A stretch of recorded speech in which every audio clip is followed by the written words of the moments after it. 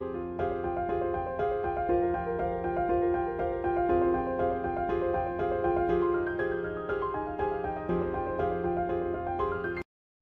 لوگ اچھی طرح آشنا ہیں اور ہمیں یہ یاد نہیں ہے کہ ہم نے یہ لفظ سب سے پہلے کب سنا تھا، لیکن اس کے مفہوم سے ہم اس دنیا پہ آتے ہی آگاہ ہو گئے تھے۔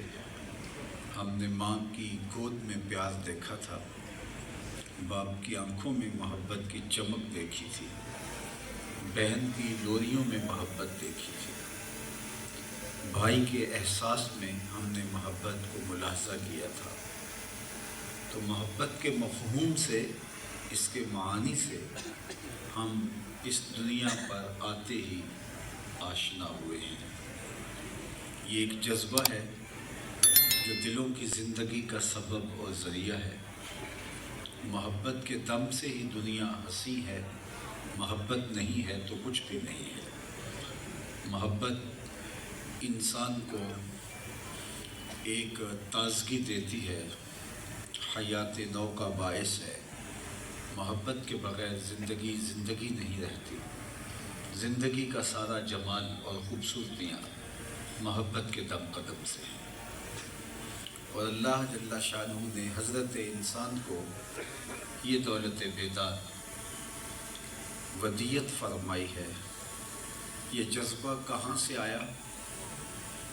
اس پر اہل سخن نے، شعراء نے، فلسفیوں نے بہت کچھ لکھا، لیکن میرے خیال میں سب سے بہتر حضرت علامہ اقبال نے لکھا۔ ان کی ایک نظم ہے جس کا عنوان ہی محبت ہے۔ عروس شب کی زلفیں تھیں ابھی نا آشنا غم سے، ستارے آسماں کے بے خبر تھے لذت رم سے، قمر اپنے لباس نو میں بیگانہ سا لگتا تھا، نہ تھا واقف ابھی گردش کے آئین مسلم سے، ابھی امکان کے ظلمت خانے سے ابری ہی تھی دنیا، حویدہ تھی لگینے کی تمنا چشم خاتم سے، سنا ہے عالم بالا میں کوئی کیمیا گر تھا، صفا تھی جس کی خاک پا میں بھر کر ساغر جم سے، لکھا تھا عرش کے پائے پہ ایک اکسیر کا نسخہ، چھپاتے تھے فرشتے جس کو چشم روح آدم سے، نگاہیں طاق میں رہتی تھی لیکن کیمیا گر کی، وہ اس نسخے کو بھر کے جانتا تھا اسم اعظم سے، بڑا تسبیح خوانی کے بہانے عرش کی جانب، تمنا دلی بھر آئی آخر سائے پیہم سے، پھرایا فکر اجزا نے اسے میدان امکان میں، چھپے گی کیا کوئی شے بارگاہ حق کے محرم سے، چمک بجلی سے پائی چاند سے داغے جگر مانگا، حرارت لی نفس ہائے مسیح ابن مریم سے، ربوبیت سے تھوڑی سی پھر شان بے نیازی لی، ملک سے عاجزی افتادگی تقدیر شبنم سے، پھر ان اجزاء کو گھولا چشمہ حیوان کے پانی میں، مرکب نے محبت نام پایا عرش اعظم سے، مہوس نے یہ پانی پھر ہستی نوخیز پہ چھڑکا، گرا کھولی ہنر نے اس کے گویا کار عالم سے، ہوئی جنبش عیاں ذروں نے لطف خواب کو چھوڑا، گلے ملنے لگے اٹھ اٹھ کے اپنے اپنے ہم دم سے، خرام ناز پایا آفتابوں نے ستاروں نے، چٹخ غنچوں نے پائی داغ پائے لالا زاروں نے۔ تو اقبال کے ہاں محبت یہ ایک آسمانی تحفہ ہے جو حضرت انسان کو عطا کیا گیا، اور اس محبت کے دم سے ہی دنیا میں حسن ہے، اس محبت کی وجہ سے ہی کائنات کے اندر کشش ہے، اور اگر یہ محبت اس دنیا سے نکال لی جائے تو دنیا اداس ہو جائے، زندگی کا کوئی لطف باقی نہ رہے، جینے میں کوئی مزہ نہ رہے۔ محبت ہی حسن ہے، محبت ہی کشش ہے، اور محبت ہی انسان کو کوشش، جد و جہد اور تردد پر مجبور کرتی ہے۔ زندگی کا سارا نظم جو ہے وہ محبت کی وجہ سے ہے۔ عالی مرتبت سامعین میں عرض کرنا چاہوں گا کہ محبت عالم امر کا ایک لطیفہ بھی ہے، آسمانی تحفہ بھی ہے، لیکن جب یہی محبت مادیت زدہ ہو جاتی ہے، جب یہ خواہشات کے زنگ میں آلودہ ہو جاتی ہے، تو یہ محبت پھر انسانیت کی گراوٹ کا سبب اور ذریعہ بن جاتی ہے۔ یہ اسی محبت کے بارے میں غالب نے کہا تھا، عشق نے غالب نکما کر دیا، ورنہ ہم بھی آدمی تھے کام کے۔ یہ محبت پھر اچھے بھلے انسان کے پلے کچھ نہیں چھوڑتی۔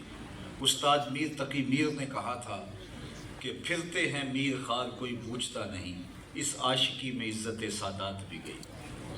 وہ محبت جو عزت سادات کو بھی خراب کر دیتی ہے، آج ہم اس محبت کی کہانی چھیڑنے نہیں آئے، آج ہم اس محبت کا قصہ سننے اور سنانے آئے ہیں جو پستیوں سے اٹھا کے اوج ثریا کی بلندیوں تک پہنچا دیتی ہے۔ وہ محبت جو اچھے خاصے انسان کو نکما کر دیتی ہے، کام کے آدمی کے پلے کچھ نہیں رہتا۔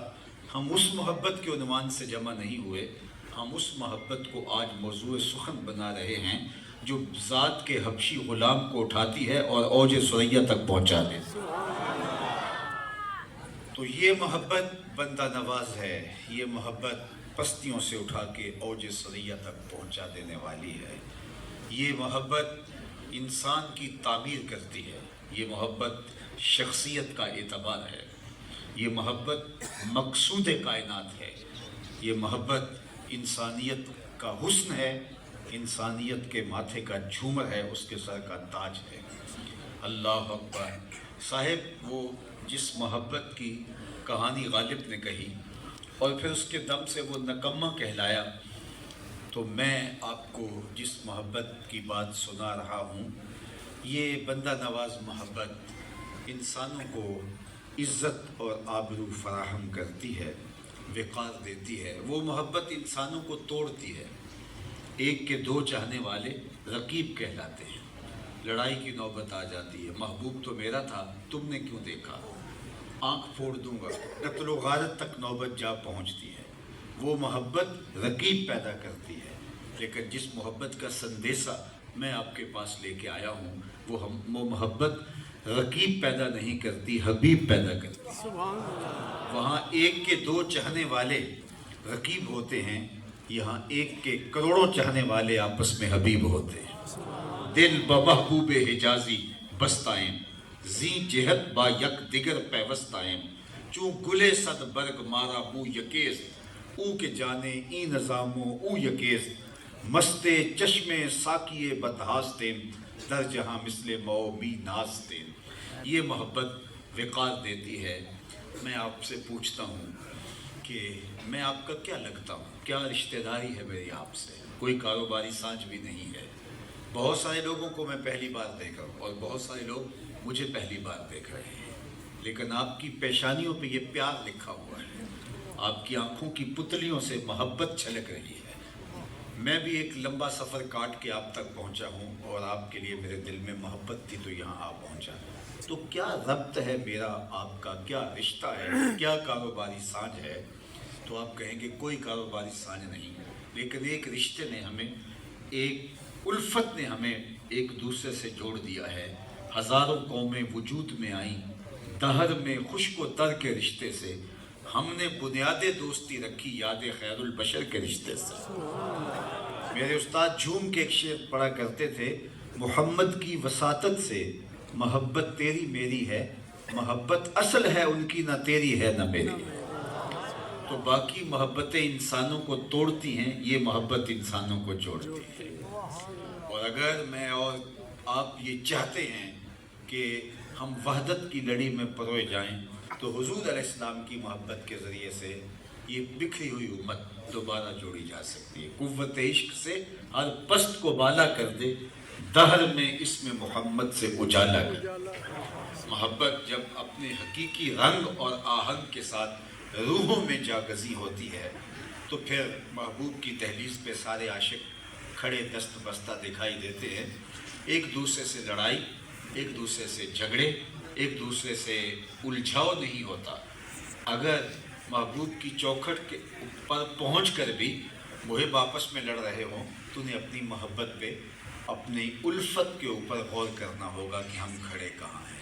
محبت تو بکھرے ہوں کو جوڑتی ہے، محبت تو ٹوٹو ہوں کو ملاتی ہے۔ بلال حبشے سے آئے، صہیب روم سے آئے، سلمان فارس سے آئے، ابو بکر و عمر رضی اللہ تعالی عنہما مکہ المکرمہ سے آئے، حضرت سعد مدینہ المنورہ سے تھے، لیکن ان سب کو چوں گلے صد برگ مارا بو یکیس، یہ جو گلے صد برگ ہوتا ہے اس کی 100 پتیاں ہوتی ہیں، اور ہر پتی کا سائز الگ ہونے کے باوجود ان سے نکلنے والی خوشبو ایک ہی ہوتی ہے۔ ہم کسی بھی خطے سے، کسی بھی علاقے سے تعلق رکھتے ہوں، جب ہم محبت کے رنگ میں رنگ جائیں گے تو سب کے وجود سے محمدی خوشبو ہی نکلے گی، تو پھر امت کی وحدت کا خواب خود بخود پورا ہوتا چلا جائے گا۔ ہمیں دیکھنا پڑے گا کہ ہم کس محبت کا ادعا کرتے ہیں، اور محبت اپنے عملی معیار کے ساتھ جب ظہور پذیر ہوتی ہے تو وہ نتیجہ خیز ہوتی ہے۔ عالی مرتبت سامعین، ایک اور بات عرض کرنا چاہوں گا، اور وہ یہ کہ جو دنیا کی محبتیں ہوتی ہیں، خواہشات کو جب محبت کا نام دے دیا جاتا ہے تو پھر اس کا نتیجہ یہ ہوتا ہے کہ انسان بے وفائی کا داغ لیے اس محبت پہ پچھتاوے کے رنگ کے اندر دہائی دیتا پھرتا ہے۔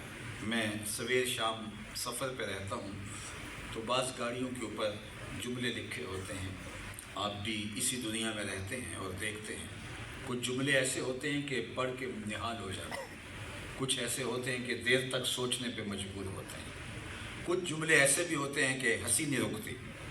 ایک جملہ لکھا ہوتا ہے گاڑیوں کے پیچھے، صنم بے وفا۔ تو میں نے دوستوں سے پوچھا کہ یہ کیا لکھا ہے، تو انہوں نے کہا کہ جناب آپ بھی تو دیکھ رہے ہیں، آپ بھی کچھ بتائیے۔ میں نے کہا کسی نے کسی سے پیار کیا ہوگا، اب یہ جدائی کا داغ سینے پہ لیے ہوئے تحریری احتجاج کر رہا ہے، صنم بے وفا کہہ کے اپنے دل کی بھڑاس نکال رہا ہے۔ تو میں نے کہا میاں تم نے اس سے پیار کیا جس نے بے وفائی کر دی، آ تو یہ اس چوکھٹ پہ لے چلوں جو ہاتھ پکڑتے ہیں حشر کے دن بھی نہیں چھوڑتے۔ ہم اس محبت کی کہانی سنتے ہیں، ہم اس محبت کی کہانی بیان کرتے ہیں کہ پھر جو ہاتھ پکڑتے ہیں، لجپال پریت نو توڑ دے نہیں، جدی باں پھڑ دے پھر چھوڑ دے نہیں، تو وہ محبت بندہ نواز محبت ہے، وہ محبت بستیوں سے اٹھا کے اوجے ثریا تک پہنچا دیتی ہے۔ میں آپ سے پوچھتا ہوں، جس زمانے میں میرے حضور تشریف لائے، اس زمانے کے خاقان کا نام کیا تھا؟ شاید بہت تھوڑے لوگ ہوں جو اس دور کے خاقان کا نام بتا سکیں۔ آپ کہیں گے ہمیں کیا ضرورت ہے کہ اس کا نام یاد رکھتے پھریں۔ چلو اس دور کے کیسر کا نام کیا تھا؟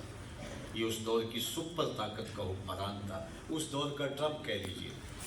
لیکن شاید آپ میں سے بہت لوگ کم ہوں گے، انگلیوں پہ گنے جا سکتے ہوں گے جو اس دور کے کیسر کا نام جانتے ہیں۔ چلو اس دور کی دوسری بڑی طاقت ایران تھی، آل ساسان کی حکومت، 3150 برس تک جن کا ناقوس بجتا رہا۔ اللہ اکبر۔ اس دور کے کسرا کا نام کیا تھا؟ تو شاید یہ بھی بہت تھوڑے لوگ بتا سکیں کہ اس دور کے کسرا کا نام کیا تھا۔ میں کہتا ہوں اس دور کے کیسر کا نام تو دنیا بھول گئی، اس دور کے خاقان کا نام تو دنیا بھول گئی، اس دور کے کسرا کا نام تو دنیا بھول گئی۔ اور اگر میں اس مجلس میں سب سے کم عمر بچہ ڈھونڈ کے اس سے پوچھوں کہ میرے حضور کے مؤذن کا نام کیا تھا، تو وہ سر اٹھا کے بلال حبشی کا نام لے گا یا نہیں لے گا؟ یار اس دور کے کیسر کا نام تو محو ہو گیا۔ اللہ اکبر۔ مٹ گیا مشتاق دل سے رنگ یاد رفتگاں، پھول مہنگے ہو گئے قبریں پرانی ہو گئی۔ کون کسی کے نام کو یاد رکھتا پھرے، لیکن جنہوں نے میرے حضور سے تعلق جوڑا ان کا نہ نام مٹتا ہے نہ نشان مٹتا ہے۔ یہ بندہ نواز عشق ہے، یہ ذرہ نواز عشق ہے، یہ بستیوں سے اٹھا کے اوجے ثریا تک لے جانے والا ہے۔ تو آؤ پھر محبت کا ربط جوڑیں تو پھر انہی سے جوڑیں جو محبت کی ریت تو نبھائے، جو محبت کے اسلوب کو تو جانتا ہو، جو وفا کے اسلوب کو تو جانتا ہو۔ ان سے محبت کر بیٹھے کہ جنہیں یاد بھی نہ ہو کہ ہم کون ہیں، محبین کے نام کیا ہیں، لیکن سنو میں جس آقا سے محبت کرتا ہوں، آپ جس آقا والا سے محبت کرتے ہیں، ذرا ان کی شناخت کا عالم دیکھیے۔ حضور نے فرمایا قرب قیامت میں جب دجال آئے گا تو میرے غلام اس کے مقابلے میں نکلیں گے، دجال کے مقابلے میں برسر پیکار ہوں گے۔ انی لعارف اسماءہم و اسماء آبائہم و الوان خیولہم۔ ابھی آئے نہیں، ابھی قیامت نہ جانے کب ہوگی، وہ آئیں گے۔ فرمایا میں اپنے ان غلاموں کو نام بنام جانتا ہوں۔ بات ختم نہیں ہوئی، وَأَسْمَاءَ آبَائِهِمْ، ان کے باپوں کے ناموں کو جانتا ہوں۔ کہانی ختم نہیں ہوئی، وَأَلْوَانَ خُيُولِهِمْ، میں یہ بھی جانتا ہوں میرا کون سا غلام کس کا بیٹا کس قبیلے کا فرد کس رنگ کے گھوڑے پہ بیٹھ کے جہاد کر رہا ہوگا۔ میں اپنے غلاموں کے گھوڑوں کے رنگوں کو بھی جانتا ہوں۔ اللہ اکبر۔ اے فروغت صبح آثار و دہور، چشم تو بینندائے ما فی الصدور۔ ہم ان سے محبت کا ربط و رشتہ رکھتے ہیں جن کی نگاہوں سے کچھ پوشیدہ نہیں ہے، تو ان سے محبت، ان سے الفت ہمیں دنیا آخرت کی بہتری کی ضمانت فراہم کرتی ہے۔ حضور کی مجلس لگی تھی، ہجوم عاشقاں تھا، ایک صاحب آئے اور کہا متی الساعہ، حضور قیامت کب آئے گی؟ ایک طالب علم استاد سے پوچھے کہ پیپر کب ہوں گے، تو اس کا مطلب ہے کہ اس نے تیاری خوب کر رکھی ہے، اس لیے بےتابی سے امتحانات کا انتظار کر رہا ہے۔ تو قیامت جس سے لوگ تھر تھر کانپتے ہیں، اور وہ آ کے عرض کرتا ہے متی الساعہ یا رسول اللہ، حضور قیامت کب آئے گی؟ تو آقا کریم نے فرمایا ما اعددت لہا، تم نے تیاری کیا کر رکھی ہے؟ اتنی بےتابی سے تمہیں انتظار ہے قیامت کا، تمہاری کیا تیاری ہے؟ تو اس نے کہا حضور میری تیاری یہ ہے کہ میں اللہ اور اس کے رسول سے پیار کرتا ہوں، یہی میری تیاری ہے کہ میں اللہ سے پیار کرتا ہوں، اس کے محبوب سے پیار کرتا ہوں۔ تو اللہ کے محبوب نے فرمایا کہ جو جس سے پیار کرتا ہے اسی کے ساتھ اٹھایا جائے گا۔ حضرت انس رضی اللہ تعالیٰ عنہ فرماتے ہیں ایمان لانے کے بعد سب سے زیادہ مسرت اور خوشی جس بات کی ہوئی وہ اس بات کی ہوئی، اس لیے کہ ہم دنیا کے اوپر بھی حضور کے ساتھ ہیں، قیامت کے دن بھی ہم حضور کے ساتھ ہیں۔ اللہ اکبر۔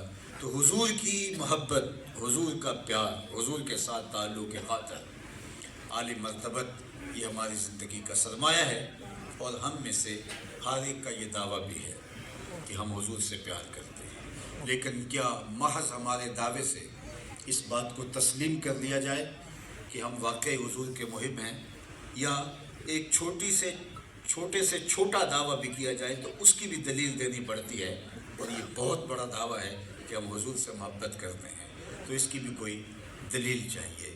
تو ہماری محبت دلیل طلب کرتی ہے کہ اگر ہم الفت کرتے ہیں تو محبت کی دلیل یہ ہے کہ جس سے بندہ محبت کرتا ہے اس کی اطاعت کرتا ہے، اس کی فرما برداری کرتا ہے۔ یہ نہیں ہوتا کہ دعوی محبت تو ہو اپنے محبوب سے، لیکن محبوب کا ایک حکم بھی نہ مانا جائے، یہ کیسے ممکن ہوگا؟ دعوی محبت میری زبان سے نکلے ہوئے لفظ جو دعویٰ ہیں وہ دلیل ہی نہیں بن جائیں گے، اس کی دلیل کچھ فراہم کرنی ہوگی، اور فراہم کریں گے اپنے عمل سے، اپنے رویے سے، اپنے طرز زندگی سے، اپنے انداز معاشرت سے۔ ہمارا رویہ بتائے کہ ہم واقعی عاشق رسول ہیں۔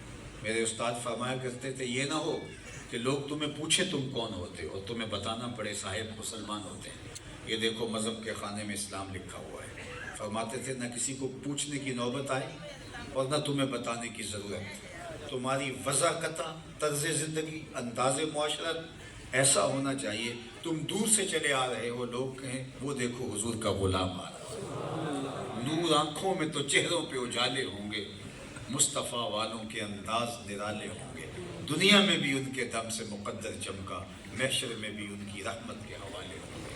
اگر ادعائے محبت ہے تو پھر عمل سے ثابت کرنا، یا محبوب کوئی حکم دیں اس حکم کو تسلیم کرنا، یہ تو اور بات ہے۔ محبوب کی منشا جو ہے، محب تو اس کو پا لیتا ہے کہ محبوب کی چاہت کیا ہے، حکم پہ تو عمل کرے گا ہی کرے گا۔ جو محب ہوتا ہے وہ محبوب کے اشارہ ابرو کو سمجھ رہا ہوتا ہے، محبوب کی منشا کیا ہے، محبوب کی چاہت کیا ہے۔ جو حقیقی محب ہوتا ہے اور جسے محب کہا جا سکتا ہے، وہ محبوب کے اشارہ ابرو کو سمجھ رہا ہوتا ہے، محبوب کی چاہت کیا ہے۔ مدینہ المنورہ کی ایک گلی سے حضور گزر رہے ہیں، ایک ایسا مکان بن رہا تھا جو طرز تعبیر حضور کو پسند نہیں تھا۔ کسی صحابی سے پوچھا یہ کس کا مکان ہے؟ کہا فلاں انصاری کا۔ حضور گزر گئے، کچھ نہیں کہا۔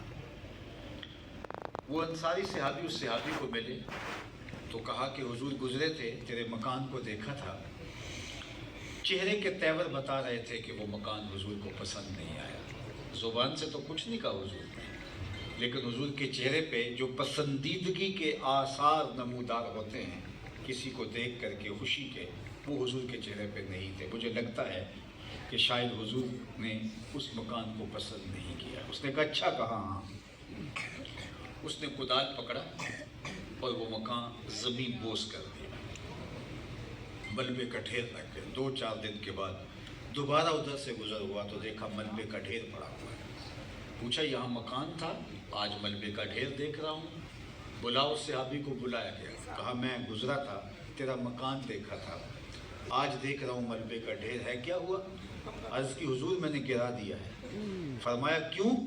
عرض کی سنا تھا آپ کو پسند نہیں، سنا تھا آپ کو پسند نہیں. میں اور آپ سر سے لے کر پاؤں تک دیکھیں، عقیقے سے لے کر ولیمے تک دیکھیں، نجی زندگی سے لے کے طرز سیاست تک دیکھیں، نشست و برخاست سے لے کر کے اپنی زندگی کے چال چلن پر غور کریں. ہمارا کوئی ایسا عمل تو نہیں جو حضور کو پسند نہیں. کہا سنا تھا آپ کو پسند نہیں. یہ ہے محبت کا رنگ، یہ ہے الفت کا آہنگ. اللہ کے محبوب صلی اللہ علیہ وآلہ وسلم تشریف فرما تھے. ایک صاحب آئے جنہوں نے حضور سے سلام عرض کیا تو آقا کریم نے رخ پھیر لیا. اللہ اکبر. رش میں بعض اوقات ایسا ہو جاتا ہے کہ بہت سارے لوگ مل رہے ہوں تو سب کی طرف التفات نہیں ہو پاتا، کسی کوئی نظر انداز ہو جاتا ہے، رش میں کسی سے بات نہیں بھی ہو پاتی. تو انہوں نے یہ سمجھا شاید ایسا ہو گیا تو وہ جدھر رخ پھیرا ادھر سے جا کے حضور کو دوبارہ سلام کر دیا. تو جب ادھر سے جا کے سلام کیا تو حضور نے پھر رخ پھیر دیا. اب انہیں یقین ہو گیا کہ حضور مجھ سے ناراض ہے، لیکن انہیں یہ علم نہیں تھا کہ ناراضگی کا سبب کیا ہے، وجہ کیا ہے، ناراض کیوں ہے. ہم تو جب دیکھتے ہیں کہ کوئی بڑا بزرگ پیر استاد مرشد والد ناراض ہو جائے اور ہمیں یہ نہ پتہ ہو کہ وہ ناراض کیوں ہوا ہے تو ہم خود ناراض ہو جاتے ہیں. ہم اس سے وضاحت طلب کرتے ہیں کہ آپ وضاحت کریں کہ آپ ناراض کیوں ہیں. لیکن یہ صحابی دوسرے صحابہ سے پوچھتے پھر رہے ہیں کہ مجھے لگا حضور ناراض ہیں، لیکن یہ وجہ معلوم نہیں کہ ناراض کیوں ہیں. تم بتا سکتے ہو کہ حضور ناراض کیوں ہیں؟ تو انہوں نے غور کیا تو کہا تو نے یہ سونے کی انگوٹھی پہن رکھی ہے اور اللہ کے محبوب اس کو آتش دوزخ کا انگارہ قرار دیا ہے. مرد کے لیے سونا اور چاندی حرام ہے، شاید ناراضگی کا سبب یہ ہو. اس نے کہا میں سفر پہ تھا اور چونکہ جب یہ حرمت آئی ہے تو میں یہاں نہیں تھا تو شاید یہی وجہ. آگے بڑھے، انگوٹھی اتار کے حضور کی خدمت میں پیش کرتے ہوئے کہا حضور اس وجہ سے ناراض ہیں، یہ رہی. تو آقا کریم نے اس کے ہاتھ سے انگوٹھی پکڑی اور یوں پھینک دی. ناراضگی کا سبب یہی تھا. ناراضگی ختم ہو گئی. مجلس لگی ہے، وہ بھی بیٹھ کے باقی بھی بیٹھے. مجلس اختتام کو پہنچی، لوگ پلٹ کے جانے لگے تو یہ صحابی بھی اٹھے اور واپس جانے لگے. تو کسی نے کہا صاحب وہ انگوٹھی تو اٹھا لو، تم تو نہیں پہن سکتے، شرعاً تمہارے لیے جائز نہیں ہے، لیکن قیمتی دھات ہے، تمہاری بیوی تو پہن سکتی ہے، تو اس کو اٹھا لو. تو صحابی نے جو جواب دیا وہ سنیے. اس نے کہا واللہ لا آخذہ وقد طرحہ رسول اللہ صلی اللہ علیہ وآلہ وسلم. اس نے کہا اللہ کی قسم میں اس کو کبھی نہیں اٹھاؤں گا جس کو میرے حضور نے پھینک دیا ہے. سونا ہے، چاندی ہے، ہیرا ہے، لال ہے، پکڑا جائے پڑا رہے، نہیں اٹھاؤں گا. وقد طرحہ رسول اللہ صلی اللہ علیہ وسلم. اس کو میرے حضور نے پھینک دیا ہے. میں اور آپ اپنی زندگی پہ غور کریں. کوئی ایسی چیز تو نہیں اٹھائے پھر رہے جس کو حضور نے پھینک دیا. کوئی ایسا رویہ تو نہیں اٹھائے پھر رہے جس کو حضور نے پھینک دیا. کوئی ایسی عادت تو نہیں اٹھائے پھر رہے، کوئی ایسا کاروبار تو نہیں اٹھائے پھر رہے، کوئی ایسی دوستی تو نہیں اٹھائے پھر رہے جس کو حضور نے پھینک، کوئی ایسا لہجہ تو نہیں اٹھائے پھر رہے جس کو حضور نے پھینک دیا. تو مجھے اور آپ کو اپنی محبت کا جائزہ لینا ہوگا کہ ہماری محبت کھڑی کہاں ہے، اور ہماری محبت صرف زبانوں پہ تھرکتے ہوئے نعروں تک ہی محدود تو نہیں ہے. ہماری محبت جو ہے وہ صرف جھنڈیوں اور چراغاں تک محدود تو نہیں ہے.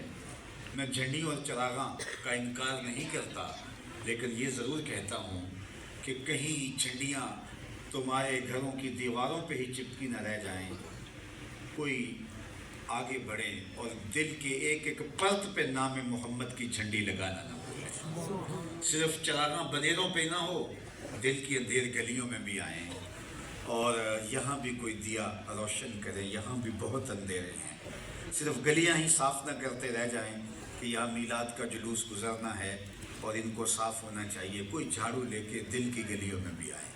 हसद के, हिकत के, बुग़्ज़ के, कीने के, नफ़रतों के बहुत सारे ढेर दिल की गलियों में भी पड़े हैं। तुम्हारा ज़ाहिर भी साफ़ होना चाहिए, तुम्हारा बातिन भी साफ़ होना चाहिए, क्योंकि उमूमी तौर पे आज की तारीख़ में हमारे रवैये ये हैं कि हम ज़ाहिर की सफाई पे ज़ोर देते हैं और हमारा बातिन गदला और मैला रहता है। सारा ज़ोर पैकिंग पे है, जो अंदर है उसकी तरफ हमारी तवज्जो नहीं है। मियाँ साहब ने कहा था, शीशे उत्ते कट्टा जम्मिया कंधा चाड़ी जाते। शीशे उत्ते कट्टा जम्मिया कंधा चाड़ी जाते, जिल्दा नूए सांप के रख दे वर्के फाड़ी जाते। सारा जोर जिल्दों पे नहीं बल्कि उसके औराक पे भी होना चाहिए। अपने अंदर उतर के देखें हम खड़े कहाँ हैं। अल्लाह के महबूब तशरीफ़ फरमा थे और हुजूर ने वज़ू फरमाया। सहाबा वज़ू के पानी को ज़मीन पर नहीं गिरने दे रहे, वो पानी किसी के हाथों पे आता है। आपने मोहब्बत की लोक दास्तानें पढ़ी होंगी, लेकिन ये कहानी आपने किसी लोक दास्तान में नहीं देखी होगी कि महबूब लुआब फेंके और वो मुहिब के हाथों पे हो। ये आपको यही नज़र आएगा। अल्लाह अकबर। बल्कि एक दिन हुजूर ने पचने लगवाए और एक लगन में खून जमा हो गया। एक सहाबी से कहा, इसको ऐसी जगह ठिकाने लगाओ जहाँ किसी के कदम न पहुँचे। वो गए और एक पत्थर की ओट में बैठ के नोशे जां कर लिया। वापस पलटे तो हुजूर ने फरमाया, ठिकाने लगाए? जी जी हुजूर, ऐसी जगह पे जहाँ किसी के कदम नहीं जा सकते। हुजूर मुस्कराए और फरमाया, लअल्लका शरिबता, शायद तुमने पी लिया है। काला नाम, जी हुजूर, मैंने सोचा ऐसा मशरूब कहाँ मिलेगा, मेरे खून में आपका खून शामिल हो जाए तो और सादत क्या चाहिए।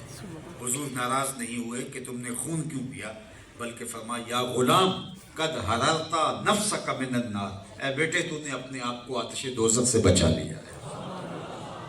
तो हुजूर के लुआब को ज़मीन पे नहीं गिरने देते, हुजूर के खून को ज़मीन पे नहीं गिरने देते।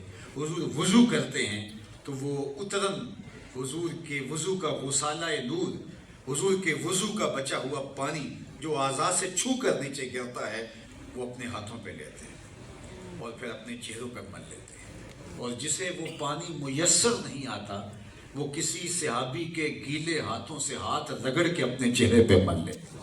जिन्ना अखियां दिल पर डिठा, वो अखियां ही तक लियां, तू मिले ता साजन मिलिया हुन आसा ही लग रही।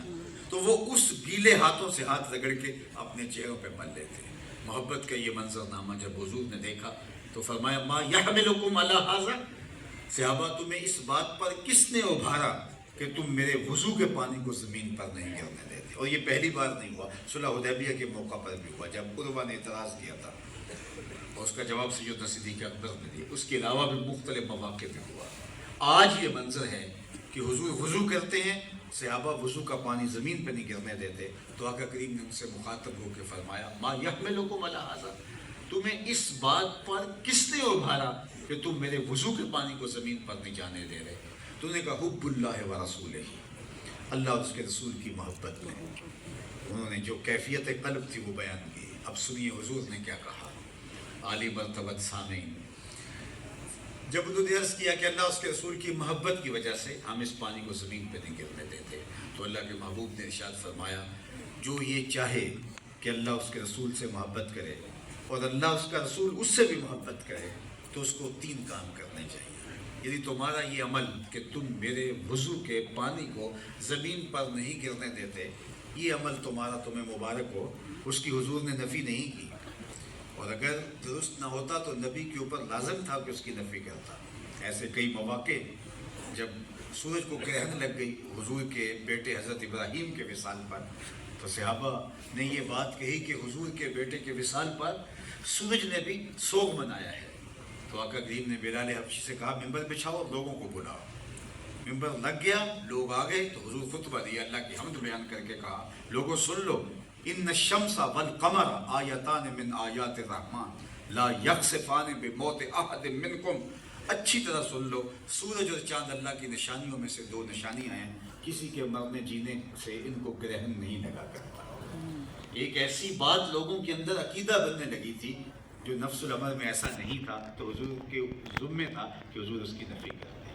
یہاں حضور نے نفی نہیں کی کہ تم میرے وضو کے پانی کو زمین پر کیوں گرنے دے رہے ہو اور کیوں نہیں گرنے دے رہے، بلکہ اللہ کے محبوب نے کہیں ایسا نہ ہو کہ محبت کا یہ مظہر آنے والوں کو عمل سے کہیں دور نہ کر دے اور وہ صرف اسی کے لیے اسی کو سب کچھ سمجھ بیٹھے اور باقی پوری شریعت کہیں نظر انداز نہ ہو جائے. تو حضور نے اس کی نفی کیے بغیر فرمایا جو یہ چاہے کہ اللہ اس کے رسول سے محبت کرے اور اللہ اس کا رسول اس سے محبت کرے، اس کو 3 کام کرنے چاہیے. یعنی تمہارا یہ کام بھی درست، لیکن 3 کام اس کو کرنے چاہیے اس مقصد کے لیے کہ اللہ اس کے رسول کی محبت نصیب ہو. فرمایا سب سے پہلے جب بھی بولے سچ بولے. یعنی تمہاری محبت کے پرکھنے کا، تمہاری محبت کے امتحان کا، تمہاری محبت کی علامت کا، تمہاری محبت کی پہچان کا ذریعہ یہ ہے کہ اگر تم مجھ سے محبت کرتے ہو تو پھر تمہیں سچ بولنا ہوگا. اللہ اکبر. جب بھی بولے سچ بولے، چونکہ مومن مسلم وہ جھوٹ نہیں بولا کرتا. اللہ اکبر. پوچھا گیا کہ مومن بزدل ہو سکتا ہے؟ فرمایا نہیں، بہادر ہوتا ہے، لیکن ہو سکتا ہے کبھی بزدلی کر بھی جائے، بشری تو ہے. پھر حضور سے پوچھا گیا مومن بخیل ہو سکتا ہے؟ کہا نہیں، سخی ہوتا ہے، لیکن ہو سکتا ہے کبھی بخل بھی کر جائے، بشری تو ہے. تیسرا سوال ہوا مومن جھوٹا ہو سکتا ہے؟ فرمایا جھوٹا نہیں ہو سکتا.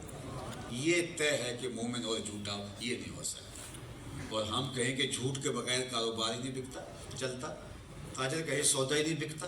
میں کہتا ہوں یہ جاپان والے کیسے بیچ لیتے ہیں؟ پوری دنیا پر ان کی بات کا اعتبار ہے. وہ تو جھوٹ انہوں نے سنا بھی نہیں کبھی، وہ جھوٹ کا سوچ بھی نہیں سکتے، تو ان کا سودا کیسے بکتا ہے؟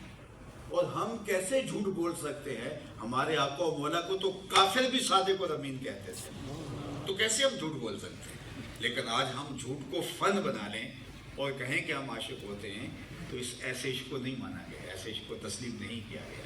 ہمیں جو چاہے اللہ اس کے رسول سے محبت کرے اور اللہ اس کا رسول اس سے محبت کرے، سب سے پہلی بات کیا ہے؟ اس کو ہمیشہ سچ بولنا پڑے گا، ہمیشہ سچ کے ساتھ جڑنا پڑے گا. علی مرتبت سامعین، جو شخص جھوٹ بولتا ہے حدیث پاک میں آتا ہے اس کے منہ سے بدبو نکلتی ہے جو عام آدمی تو نہیں سونگھ پاتے، لیکن اللہ کے حساس اور نورانی فرشتے 1 میل پیچھے ہٹ جاتے ہیں. جو رحمت کے فرشتے رحمت کی ڈلیوری دے کر ہمارے گھر دینے آ رہے ہوتے ہیں، وہ جھوٹ کی وجہ سے 1 میل پیچھے ہٹ کے کھڑے ہوتے ہیں. جو رحمت کا پارسل ہمارے حصے کا ہمیں ڈلیور کرنے آ رہے ہوتے ہیں، جھوٹ جب بولا جاتا ہے کسی کوئی شخص بولتا ہے تو 1 میل پیچھے ہٹ جاتے ہیں. تو مجھے بتاؤ، جس گھر میں باپ بھی جھوٹ بولے، ماں بھی جھوٹ بولے، بیٹے اور بیٹیاں بھی جھوٹ بولیں، بہویں بھی جھوٹ بولیں، تو اس گھر سے تو بدبو کے ببو کے اٹھ رہے ہوں گے، تو فرشتے تو شہر سے باہر کھڑے ہوں گے. اللہ اکبر. اور ہمارے گھر میں ہمارے حصے کی جو رحمت لے کے آنی تھی فرشتوں نے، وہ آگے بڑھ نہیں پا رہے بدبو کی وجہ سے. اور ہم کیا سمجھے؟ کسی نے تعویذ کر دیا ہے، کسی نے ٹونا کر دیا ہے، کسی نے جادو کر دیا ہے. اب بھاگے عاملوں کے پاس. اب عامل تو بیٹھا اس لیے ہے، وہ اگر کہے گا میاں تمہارے گھر میں مصلی نہیں بچتا، تمہارے گھر میں قرآن نہیں کھلتا، تمہارے گھر میں جھوٹ بولا جاتا ہے، نحوست اور بے برکتی اس کی ہے، اپنے گھر کو ٹھیک کرو.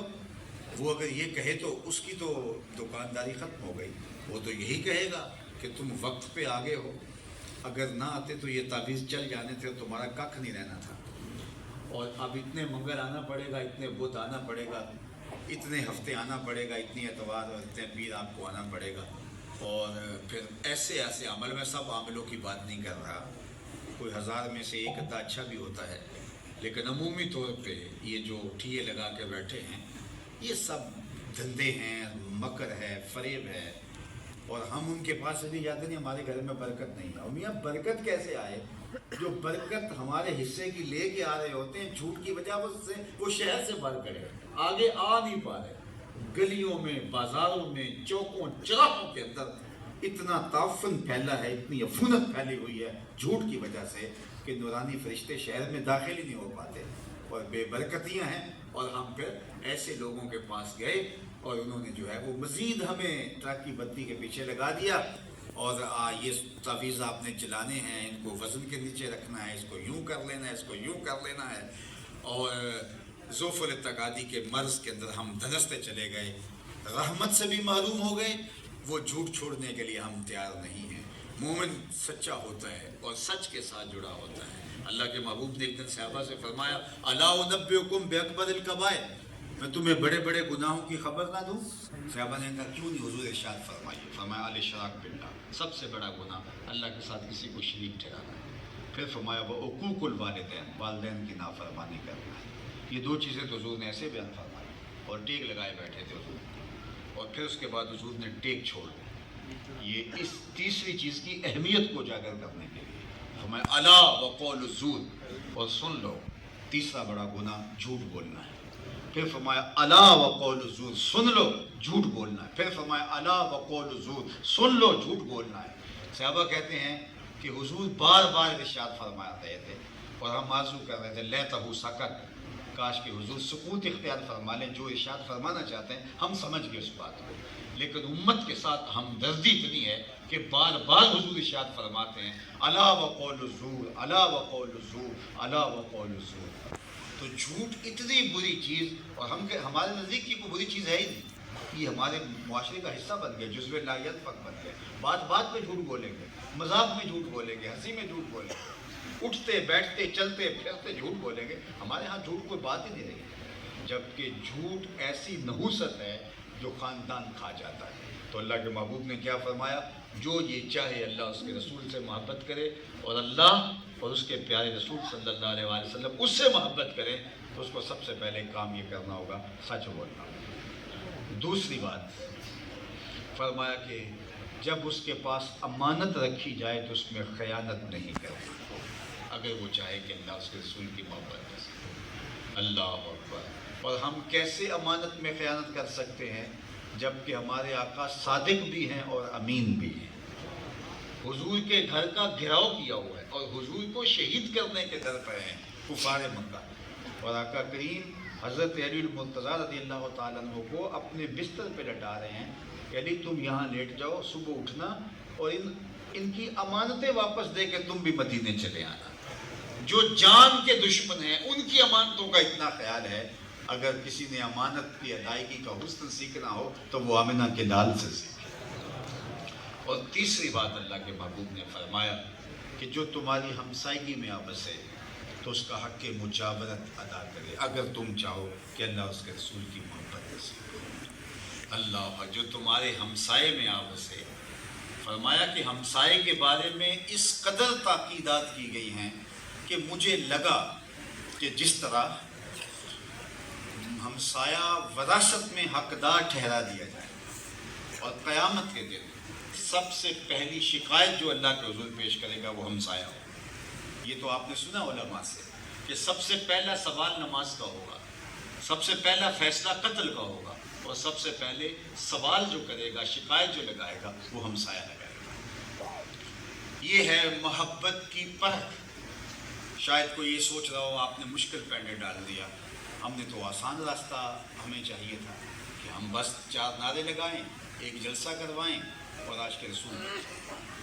مجھے کیا اعتراض ہے اگر 4 نعروں سے کسی کو عشق کی صدر مل جائے؟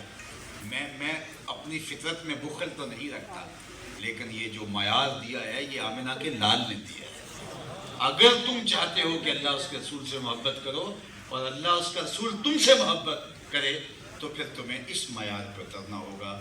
جب بھی بولو گے سچ بولو گے، جب بھی تمہارے پاس امانت رکھی جائے گی اس میں خیانت نہیں کرو گے، اور جب تمہاری ہمسائیگی میں کوئی آپس ہے تو پھر ہمسائیگی کا، مجاورت کا تم حق ادا کرو گے۔ تو عالی مرتبت سامعین، آئیے آج کے اس اجتماع میں، آج کی اس کانفرنس کے اندر میں اور آپ اپنا جائزہ لیں کہ ہم دعوی محبت تو کرتے ہیں، لیکن اس محبت کا جو معیار ہمیں بتایا گیا اس کے مطابق ہمارا نصاب پورا ہے یا نہیں ہے۔ اگر نہیں ہے تو ہمیں اس نصاب کو پورا کرنے کی کوشش کرنی چاہیے، اس لیے کہ محبت کے بغیر تو زندگی ہی نہیں ہے، اور اگر ہم سمجھتے ہیں کہ کوئی نہیں، یہ بندہ جو کہہ لے ہم نے تو اپنی خواہشات کے مطابق چلنا ہے، اپنی مرضی کے مطابق چلنا ہے، تو پھر صاحب ہم جو ہے وہ یہ پھر رسمیں ادا کر رہے ہیں۔ اللہ مجھے بھی توفیق دے اور آپ کو بھی توفیق دے کہ ہم اپنی محبت کو اس معیار کی مطابقت کے اندر دیکھیں اور لائیں، اور پھر وہ محبت اگر اس معیار کی مطابقت میں آ جاتی ہے تو پھر اس کے بارے میں اقبال نے کہا تھا کہ محمد سے وفا تو نے تو ہم تیرے ہیں، یہ جہاں چیز ہے کیا لوح و قلم تیرے ہیں۔ یعنی حضور سے اگر وفا کا رشتہ مستحکم کر لیتے ہو تو پھر قلم بھی تمہارے ہاتھ میں رکھ دیں گے، کتاب بھی تمہیں دے دیں گے، تختی بھی تمہیں دے دیں گے، جو لکھنا ہوا خود ہی لکھ لینا۔ تمہاری تقدیر کے فیصلے واشنگٹن میں نہیں ہوں گے، بلکہ خدا بندے سے خود پوچھے گا بتا تیری رضا کیا ہے۔ لیکن اس کی شرط لگائی کہ حضور سے وفا کا رشتہ، وہ محبت جو مطلوب ہے، شریعت کا مطلوب ہے، جو مقصود ہے، شریعت کا مقصود، اس مقصود محبت کے دائرے میں جب آ جاتے ہیں تو میرے رب کا وعدہ ہے، اللہ کے وعدے سچے ہیں، وَأَنْتُمُ الْأَعْلَوْنَ إِن كُنْتُم مُؤْمِنِينَ، تم مومن بن کے دکھاؤ، عزتوں کا تاج تمہارے ہی سر پہ رکھوں گا۔ یہ کافر لگتے کیا ہیں؟ لیکن تم معیار پہ تو پورا اترو، تم معیار پہ پورا اترنا ہی نہیں چاہتے، اور تم چاہتے ہو کہ ہمیں انعام مل جائے، تو یہ اللہ کا ضابطہ نہیں، یہ اللہ کا قانون ہے۔ وہ پیر صاحب کے پاس ایک مرید صاحب آتے ہیں کہ جناب دعا کرو کہ میں بورڈ میں پہلی پوزیشن لے جاؤں۔ انہوں نے کہا ماشاءاللہ بیٹا آپ کے نمبر اچھے آ جائیں گے، تو بتائیے پیپر آپ کے اچھے ہوئے تھے؟ تو اس نے کہا پیپر تو میں نے دیے ہوئے تھے۔ تو کہا کہ تم مجھے احمق سمجھتے ہو یا خود احمق ہو؟ مجھے بتاؤ کہ تم نے پیپر دیے ہی نہیں اور مجھے کہہ رہے ہو کہ بورڈ میں پہلی پوزیشن آ جائے، یہ کیسے ممکن ہو سکتا ہے؟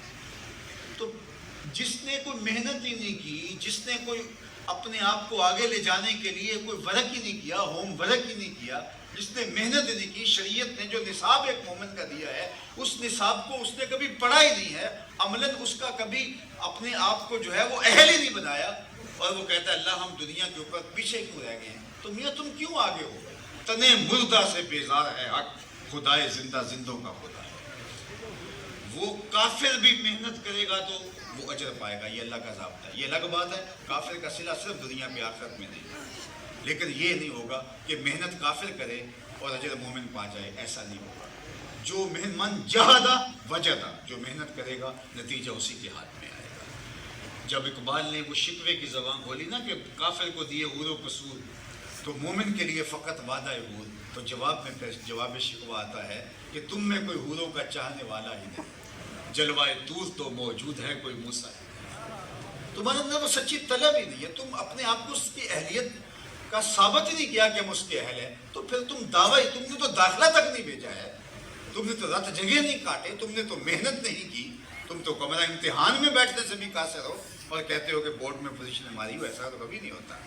اقبال نے جب شکوے کی زبان کھولی تو آپ جانتے لہجہ طلب ہو گیا تھا اور فتویٰ بھی متوجہ ہو گیا تھا۔ صفائے دہر سے باطل کو مٹایا ہم نے، نو انسان کو غلامی سے چھڑایا ہم نے، تیرے کعبے کو جبینوں سے بسایا ہم نے، تیرے قرآن کو سینوں سے لگایا ہم نے، پھر بھی ہم سے گلہ ہے کہ وفادار نہیں، ہم وفادار نہیں تو بھی تو دلدار نہیں۔ سخت لہجہ ہو، لیکن ذرا اب اس کا جواب سنیے، لفظ وہی ہے، صرف صیغہ بدلتا ہے۔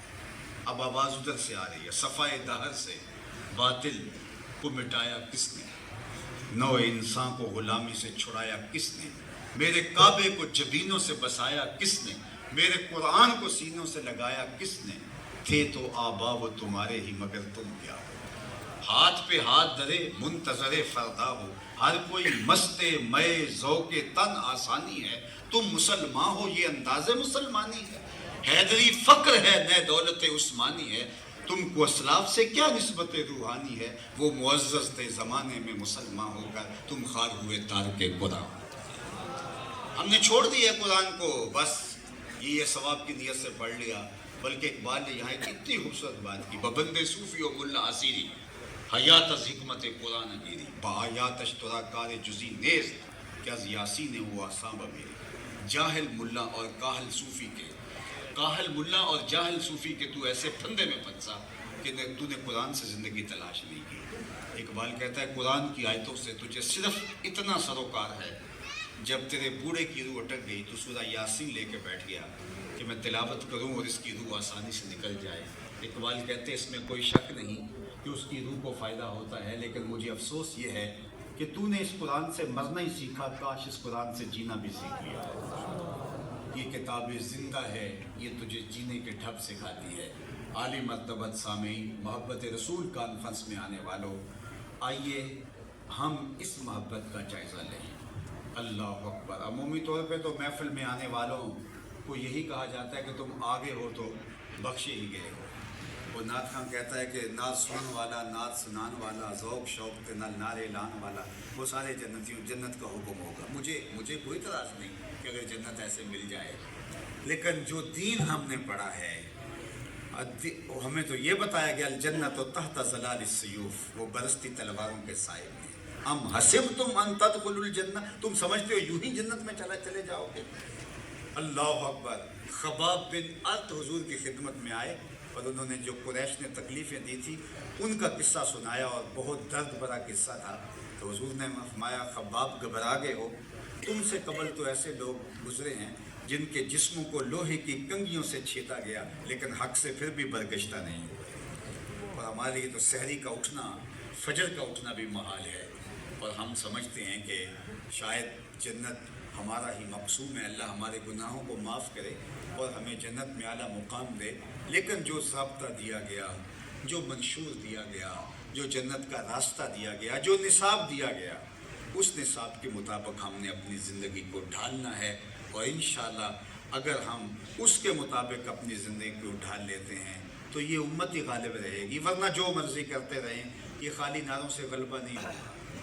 ہمیں عملی زندگی میں آنا ہوگا، ہمیں ناپ تول سے لے کر کے اپنے ایک ایک بول تک، اپنے رویوں سے لے کے طرز معاشرت تک، رشتہ داروں کے ساتھ اس نے سلوک سے لے کر کے ہمیں ہمسایوں کے ساتھ خوبصورت رویوں سے، دیانت داری سے لے کر امانت داری تک، پورا دین پیکج ہے۔ دو چار پانچ چیزوں کا نام نہیں ہے دین۔ دین ایک نظام ہے جو حضور لے کر آئے۔